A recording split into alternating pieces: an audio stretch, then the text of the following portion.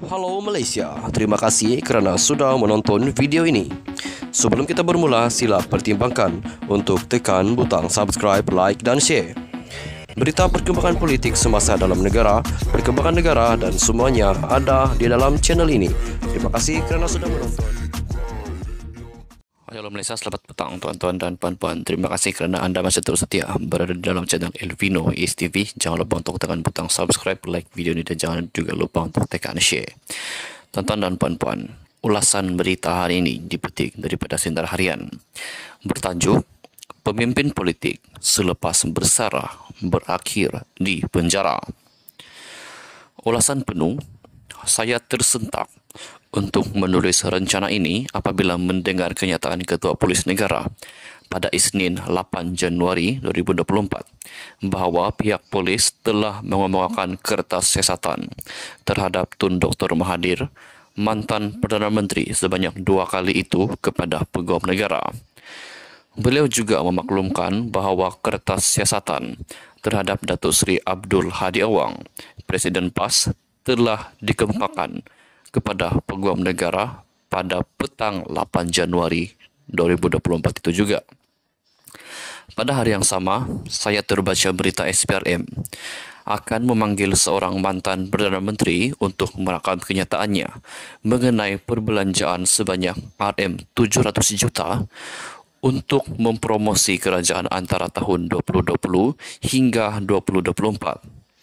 Pada 12 Januari 2024, kita mendapat tahu pemimpin berkenaan adalah Datuk Seri Ismail Sabri Yaakob. Walau bagaimanapun, pada 18 Ogos tahun 2023, beliau berjaya dalam permohonannya untuk membatalkan 4 pertuduhan salah guna kuasa itu.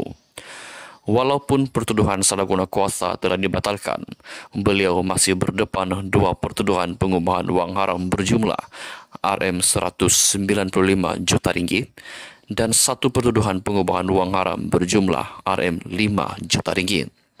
Sebaliknya, Datuk Seri Zahid Hamidi, Timbalan Perdana Menteri Kerajaan Perpaduan baru beberapa bulan sahaja dilepaskan tanpa dibebaskan daripada berpuluh-puluh pertuduhan apabila Peguam Negara tidak mahu meneruskan pendakwaan terhadapnya sehari sebelum beliau bersara.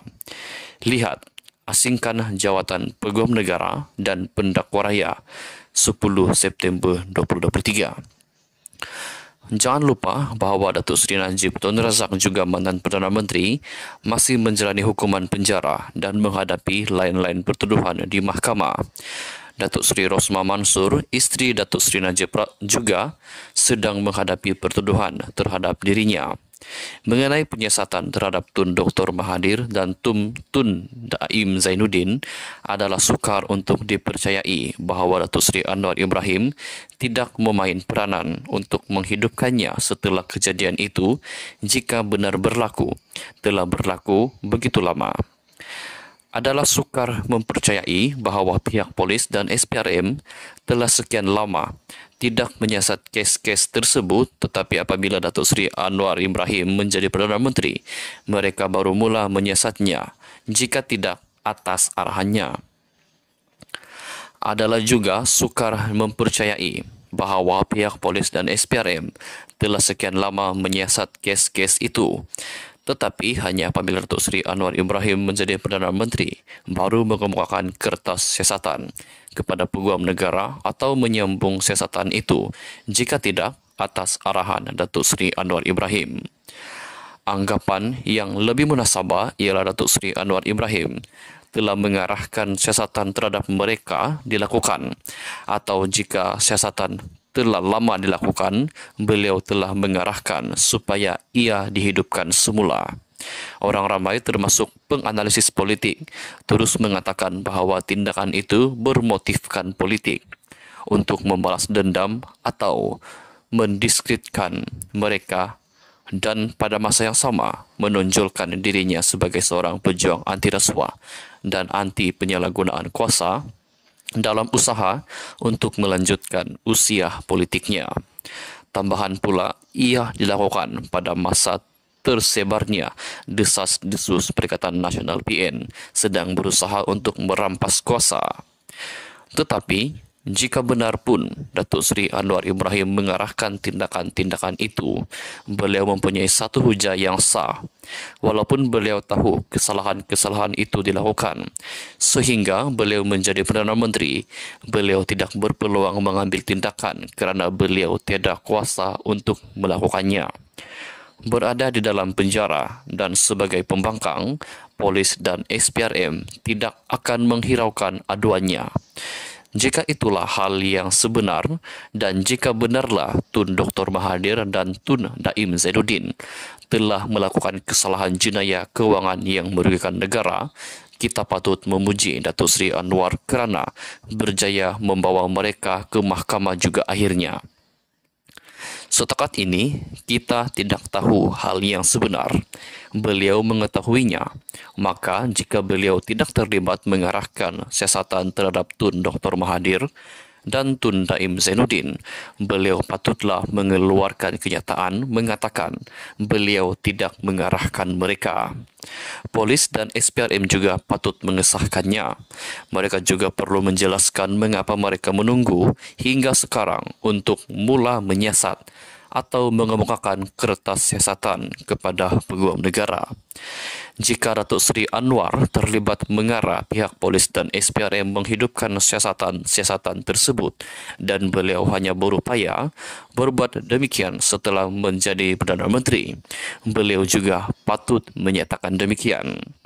Itulah cara sebaik-baiknya bagi beliau membersihkan namanya. Saya tekankan di sini bahawa adalah tidak salah di sisi undang-undang bagi Perdana Menteri mengarahkan polis dan SPRM menyiasat sesiapa sahaja asalkan ia bertujuan mencari keterangan untuk mengetahui sama ada orang itu telah melakukan kesalahan atau tidak, dan jika ada keterangan mengambil tindakan yang bersesuaian terhadapnya. Yang salah ialah mengada-adakan keterangan palsu untuk menuduh seseorang. Jika tindakan itu menguntungkan politik, beliau pun tidak ada salahnya asalkan keterangan yang diperoleh itu benar. Ini terutama sekali jika ia melibatkan kesalahan-kesalahan yang menyebabkan kerugian berbilion ringgit kepada negara. Saya tambah, itu adalah tanggungjawab Perdana Menteri. Sampai kita kepada penyiasatan terhadap Tan Sri Abdul Hadi Awang. Daripada kenyataan Ketua Polis Negara, kesalahan beliau bukanlah rasuah atau penyalahgunaan kuasa yang menyebabkan kerugian kepada negara. Ia adalah susulan satu hantaran di akaun Facebook bertajuk Mindah Presiden PAS lalu yang mengulas mengenai parti DAP. Menurut Ketua Polis Negara Tan Sri Razaruddin Hussain, hasil siasatan awal polis mendapati hantaran berkenaan mengandungi kenyataan yang berunsur perkauman yang boleh mencetus kegusaran awam. Satu laporan polis berkait perkara ini telah dibuat di Pejabat Jabatan Siasatan Jenayah Komersial Bukit Aman pada 7 malam semalam. Dalam pada itu, katanya, PDRM turut akan merakamkan percakapan wartawan New Straits Times NST yang menerbitkan berita secara dalam talian berhubung kenyataan Hadi itu. Katanya, siasatan ke atas artikel itu berkaitan laporan berita bertajuk Hadi Again Accuses DAP of Chinese Agenda Using Malay Spokesperson to Achieve Goals. Antara intipati kenyataan itu adalah DAP berhasrat mengekalkan pengertian Islam dan perlembagaan persekutuan berdasarkan tafsiran penjajah yang menjunjung liberalisme dan kebebasan yang dianuti oleh Barat. Selain itu, antara intipati lain yang diterbitkan menerusi laporan itu adalah dakwaan Hadi bahawa DAP berjaya melantik jurucakap daripada orang Melayu yang lupa akan kemelayuan mereka dan terpinggir dari segi ketaatan kepada Islam, katanya. Menurut Razaruddin, kedua-dua pihak iaitu Hadi dan Akbar NST akan dipanggil untuk dirakam keterangan dalam masa terdekat. Kes disiasat mengikut Seksyen 4-1 Akta Hasutan 1948 dan Seksyen 233 Akta Komunikasi dan Multimedia 1998.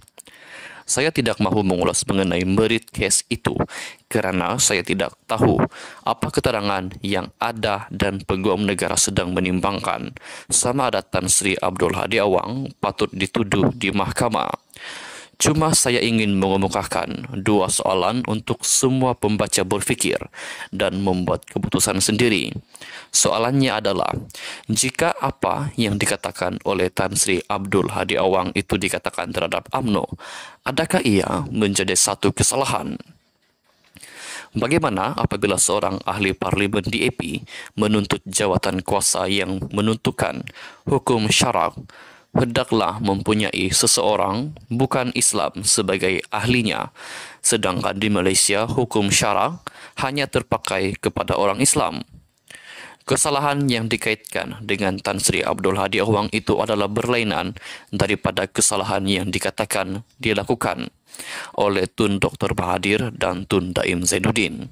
Tulisan seperti itu, jika ia merupakan satu kesalahan, tidaklah sama beratnya dengan kesalahan-kesalahan yang dikaitkan dengan Tun Mahathir dan Tun Daim Zainuddin. Menghukum Tan Sri Abdul Hadi Awang atas kesalahan ini tidak akan menarik sokongan kepada Datuk Seri Anwar Ibrahim.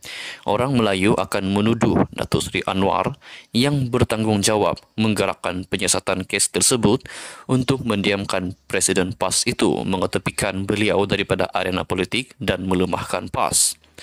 Ini terutama sekali apabila ia berlaku pada masa yang sama dengan langkah Dubai. Datuk Seri Anwar Ibrahim lebih baik menjauhkan diri daripadanya, melainkan beliau memang terlibat. Mengenai siasatan terhadap Datuk Seri Datuk Seri Ismail Sabri, kita juga bertanya-tanya mengapa siasatan ini juga dilakukan pada minggu yang sama hingga ia menyebabkan seorang pemerhati berkata, "Nak tangkap habis semuakah?" Hujah-hujah saya di atas yang berkenaan juga terpakai. Kesimpulannya, apa yang amat menarik perhatian berita-berita yang saya sebut di permulaan rencana ini ialah, yang pertama, hampir kesemua bekas Perdana Menteri ditambah dengan bekas Menteri Kewangan dan Ketua Parti Pembangkang disiasat pada masa yang sama. Kedua, mengenai kesalahan yang dikatakan dan dilakukan oleh Tun Dr. Mahathir dan Tun Daim Zainuddin. Siasatan dilakukan atas dihidupkan semula lama selepas kesalahan-kesalahan itu dikatakan dilakukan oleh mereka. Ketiga, ia berlaku pada masa yang sama dengan langkah Dubai yang Datuk Seri Anwar Ibrahim juga mengeluarkan kenyataan mengenainya. Beliau juga mengeluarkan kenyataan pada 9 Januari 2024 sehari selepas Ketua Polis Negara mengeluarkan kenyataannya selepas beliau menghadap Yang di-Pertuan Agong, antara lain mengatakan baginda juga bertita bahawa pihak istana tidak akan terlibat dalam sebarang percaturan politik. Semuanya menyebabkan orang ramai beranggapan bahawa semua tindakan polis dan SPRM itu dilakukan atas arahan Datuk Seri Anwar Ibrahim untuk menyelamatkan kedudukan politik beliau. Sebenarnya, mengenai kelewatan mengambil tindakan terhadap kesalahan yang dikatakan dilakukan oleh Tun Dr. Mahathir dan Tun Daim Zainuddin, Datuk Seri Anwar Ibrahim mempunyai satu hujah yang sah bagi mematahkan tuduhan mereka, iaitu sebelum ini beliau tidak berpeluang mengambil tindakan terhadap mereka kerana beliau tiada kuasa untuk melakukannya. Mengenai siasatan terhadap Datuk Seri Ismail Sabri, ia adalah kesalahan baharu. Mengenai penyiasatan terhadap Tan Sri Abdul Hadi Awang, saya tidak fikir seorang yang secerdik Datuk Seri Anwar Ibrahim dan berpengalaman seperti beliau akan mengarah polis untuk menyiasat kenyataan seperti itu untuk menuduh Presiden PAS itu untuk menguatkan kedudukan politiknya. Jika pihak polis melakukannya untuk membantu politik Datuk Seri Anwar Ibrahim pada masa ini, ia adalah satu perkiraan yang kurang bijak. Biar apapun, katakanlah kesemua mereka dituduh, disabitkan dan dijatuhkan hukuman penjara, maka akan berlakulah satu peristiwa bersejarah di mana paling banyak bekas Perdana Menteri dan pemimpin-pemimpin politik menjadi banduan pada masa yang sama. Jika demikianlah halnya, bagaimanakah orang ramai akan melihat Datuk Seri Anwar Ibrahim? Saya fikir mereka akan terbahagi kepada dua kumpulan. Kumpulan pertama ialah kumpulan yang percayakan kebebasan mahkamah. Mereka akan menyanjung Datuk Seri Anwar Ibrahim sebagai juara anti rasuah dan anti penyalahgunaan kuasa dan penyelamat negara. Kumpulan kedua ialah mereka yang tidak percayakan kebebasan mahkamah. Mereka akan melihat beliau sebagai seorang yang sanggup menggunakan polis, SPRM, pendakwa raya dan mahkamah untuk memenjarakan musuh-musuh politiknya dan menyelamatkan kedudukannya. Biar apapun pandangan mereka, apa yang penting ialah semua pihak yang menjalankan tugas mereka dalam urusan ini melakukannya dengan jujur. Dengan cara ini, moga-moga akan lebih bersihlah pemimpin-pemimpin politik kita di masa hadapan. Tun Abdul Hamid Muhammad merupakan mantan Ketua Hakim Negara Malaysia ke-12.